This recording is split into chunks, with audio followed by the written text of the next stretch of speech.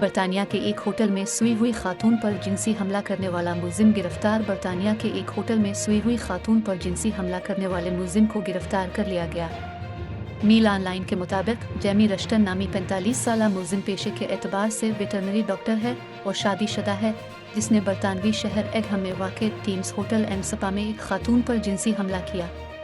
Report के मुताबिक मुतासरा खातून ने बहुत ज़्यादा शराब पी रखी थी और नशे में धत थी।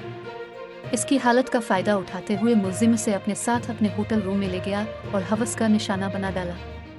अगली सुबह बेदार होने पर खातून मुलजिम के खिलाफ पुलिस के पास चली गई।